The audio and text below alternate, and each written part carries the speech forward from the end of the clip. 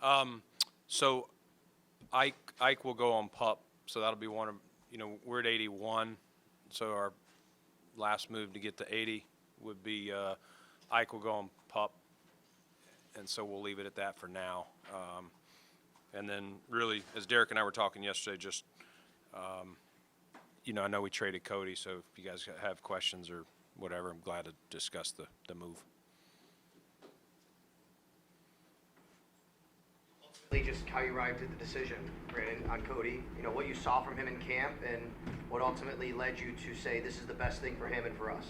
Yeah, I mean, it's not when you draft a player, we want to draft, develop, re-sign them. So from that standpoint, that's disappointing for me, and I got to go back and look at our process, where that didn't work out, and I know certain things, and so putting it all together, it just ultimately, my heart of hearts, I wanted Cody to, come in here and have his best year into his fourth year and make a decision to whether we were going to re-sign him or not. But I think it just circumstances, Cody really wants to start and felt that's what he deserved, and for us, versatility is very important.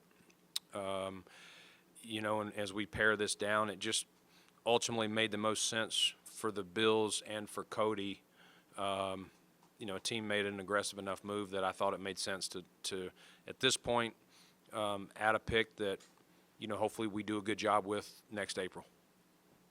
When you look back at Cody's time, is there any regret or wish he didn't move around as much and maybe feel that stunted his development over time? Yeah, I mean, if you look back at his rookie year, John, like his feet moved well, he did a good job. I mean, rookie tackle is rookie in general is hard. You see that guys develop at different times. We, in our world, we put a lot of expectations on rookies, and they all develop at different times, just like each of us do in our own jobs. And so some come in right away. You see it with this class. Some come in right away, and they just crush it. Others takes them a little longer, the adjustment. You got to remember these are humans that we're drafting. It's not Madden where you got a 90 rating and every time you turn on the game he's going to play to the 90 level. And he's got everything's good at home, everything's good health-wise. And so I think Cody battled through that year, and he played, through some injuries and really did a good job. And then through some other injuries, we did make the move to guard, and, for whatever reason, whether it was putting on more weight, whether it was doing things, it didn't transition as well as we thought, and I'm sure he thought. And again, I think there's a lot of factors there. Ultimately, I'm going to look at the things that we could have done on our end, and more specifically that I could have done. How did the trade kind of come about? Was it something that it just came together yesterday? Were you talking to Arizona for days? Just how did it all kind of come together? Yeah, Arizona had asked about him before, and there was a couple of teams, as in a couple of weeks ago, checking around on him once they realized he wasn't running with the ones, anymore. He was more running with our twos as we moved into camp.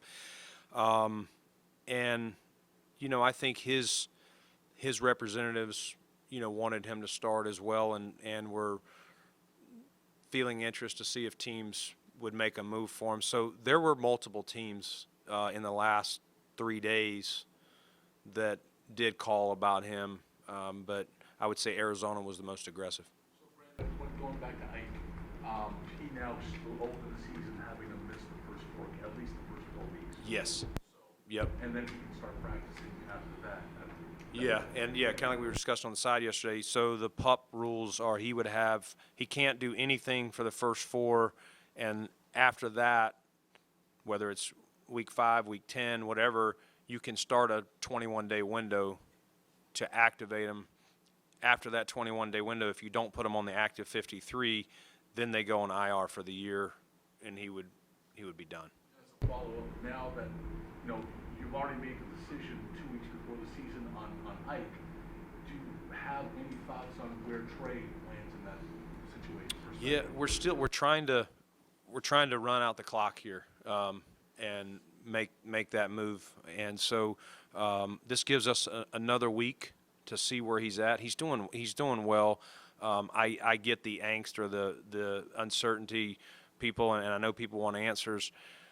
Candidly, we don't have the final answer of, I can't tell you, we're not sitting here but we're going, oh, he's going to be here on this date. We truly don't know that. If we did, we'd share it. There's, again, I think I said at one time, he had this surgery done from not one of our team doctors, and so you're meshing how we rehab people to what they want to see, and so getting that, you have to all kind of collaboratively work together in what's in Trey's best interest before we put him out there. So we're going to make sure we're all in agreement that he's ready to start practicing, and we're not just going to say, hey, on a Wednesday, Thursday, Trey, get out there and play him on Sunday.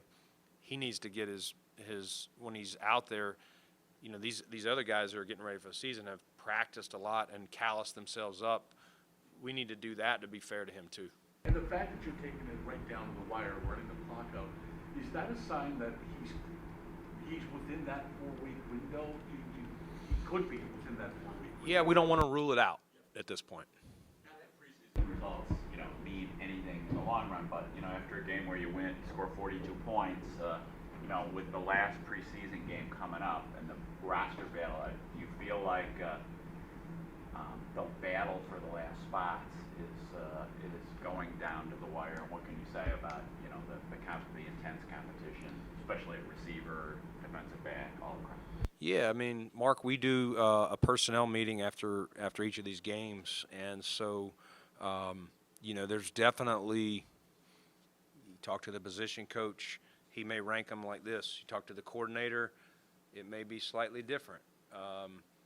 Sean's may be a little different, and mine, and other people. So that shows you how close some of these battles are. And yeah, I mean, we got to get it to 53. I could tell you we're in the 50s, whether it's 58, 59, we're in the 50s of, there's going to be it's coming down truly to this week of practice and also one more final test, and then we got to, make some decisions. On from somebody like Cody, you probably have to have a lot of faith in who you have in the room behind your starters. Bobby Hart seems to have had a pretty good summer. What have been your impressions of him? Somebody that's, kind of been beaten up a little bit in the media from other fan bases over the last couple of years. Yeah, I mean, I give Bobby a lot of credit. Like he's, when we got Bobby a year ago, he had really, he'd started, I think, 60, you can check my math, I think like 64, 65 games in a league. That's hard to do, start 60. I don't care who you're playing for. But he had been really a right tackle. Last year, with Deion's absence, with COVID and working his way back, and we had Spencer, who we were trying to develop at right. Darryl was here. So we just were trying to get him on the field. We played him at left. That's a different footwork. That's a different deal. And so Bobby had some tough days there. And unfortunately, that's what fans see, or whoever's being critical of him. But it's not like he backed down from it and said, I can't do it. He worked on it last year. He left for a little bit for Tennessee. I think he even started a game for them. Then we got him back. But this year, with how Cromer's done things, I think he's done a great job of making him more versatile. And you've seen him. We've moved him in a guard, and you first put him in there to see what can they handle it mentally. And Bobby's done great handling that. And so we look at Bobby as a guy, who could play, up to 4 spots, if we need him. And I said it earlier, versatility is big. He's better at some spots than the other. But I think Bobby's done a great job. And like a lot of guys, he's fighting to make this roster. We've seen Ike walking around here at camp. Like, what's realistic for him, knowing how late in the season his injury was last year? Yeah, it's. I think it's realistic in the season, but I think he's still. That's why this one was an easier decision. I think he's going to need some time. He had a little bit of a setback with his, and so it hasn't been perfect ever since he had that initial surgery. So I think he would be closer if he hadn't had that, but he still has a chance to play this year. He's done great. He handled it well. That's tough when you have a long injury and then you have a little setback, in your rehab process. But I do think Ike has a chance to help us this year. Any offensive? Oh, sorry, Catherine, go ahead. Thanks. Ladies first. Mentioned the process of going back through Cody Ford, seeing what could have gone differently. What does that look like? Where do you start with that? Say that again now. When you were talking about with Cody Ford, like wanting to look back and see what could have gone Oh. differently, just evaluating that, where do you start and what is that process like from your end? Yeah, I mean, I think we go back to, was there anything when you draft a player? Was there any? Did you miss anything on the evaluation? Did you miss on anything on the skill set? And did you miss anything on the intangibles, the character, the makeup, all that stuff? And then, part of Cody's things, he had some durability things that you can't help. Like he played through some things, and he's a tough kid. Like he played, and that's hard sometimes, especially playing O-line. His elbow was bothering him. He's had knee, had shoulder. He's had multiple major surgeries. This was the first off season where he hasn't had, a big surgery. And so that's why I was hopeful that, he would be here and play really well and make it a tough decision. But I think there's a lot of things to look at. And again, I would put most of the blame of this on me, not on anybody else. So you look at the back end of the roster and making these final decisions, how much weight do you put on guys who maybe only are special teams contributors versus guys who might be able to contribute more in their position groups, offensively or defensively? Yeah, I mean, when you get past your frontline starters, those guys that we look at as these guys we expect them to start every week. If you're not starting, you need to be good on special teams. And if it's close, we're going to err towards a guy who's, a dominant 3 or 4, phase special team player. So we've stressed that all the way back in June to the guys, whether it's young guys coming in or guys that have been career backups fighting to make this team, especially if you're coming from another club, like, everyone's got their differences, but Sean and I are very much in line that we want to be good, on fourth down and all the phases of the team. So everyone knows we've laid it out there that will be a big part of, again, if you're not a frontline starter, of making this final 53.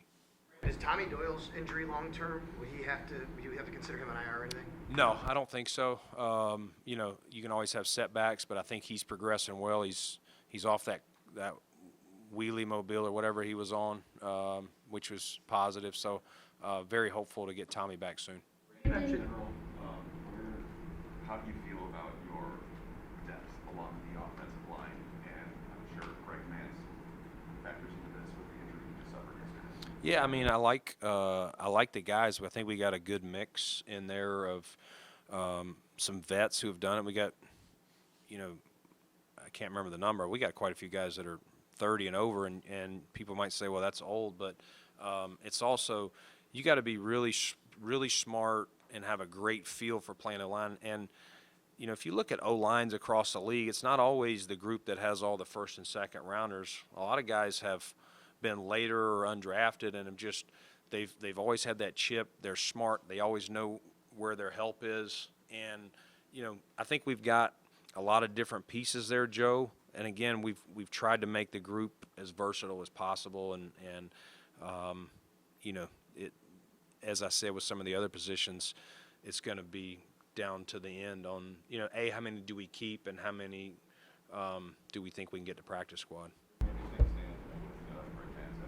With Greg? Well, we'll see. We'll see where he's at. He got his ankle, so we'll see how he progresses. And I don't think we're ready to rule him out of the game. Yeah. Is Jordan still on track health-wise for week 1? And then where is his contract situation in those conversations? Is that still a possibility, or where are things with him? Jordan is rehabbing well. We're just trying to, since it's the preseason, trying to be smart with him and not have a setback. Once you start in the season, your body starts, you're just getting chips and you're trying to get yourself as good as you can. So we're trying to start him at 100%. Not below that, and so we're probably being a little more cautious than we would. If it was regular season, I think you'd see Jordan he's always played through stuff. I think you'd see him fighting through that. It's more, I think, us just trying to be smart with him. And then, nothing new, with contract stuff. Last two for Brandon. What do you think of the spring and the summer from Cody, just from what he did put on tape, what he did, how he did perform, and how did that kind of go into your decision? Yeah, I think Cody probably started a little slow, but I think he was trending in the right direction. And I think, the real test we know coming games, and I thought his performance week 1 against Indy was solid, and I thought on Saturday he was one of our best. Like, I thought he really showed what he can do. But ultimately we were he wasn't going to start for us. We had kind of said this is the group we're rolling with. That decision was made. You want to try and get that group gelling. We were already kind of behind that with Rodgers' injury, and then, Spencer's still working his way back. But even, with Quez there, just trying to get that group to gel, it's so important. And, that Rams game's getting closer and closer. So you kind of got to make a decision of this is who we're going to roll with.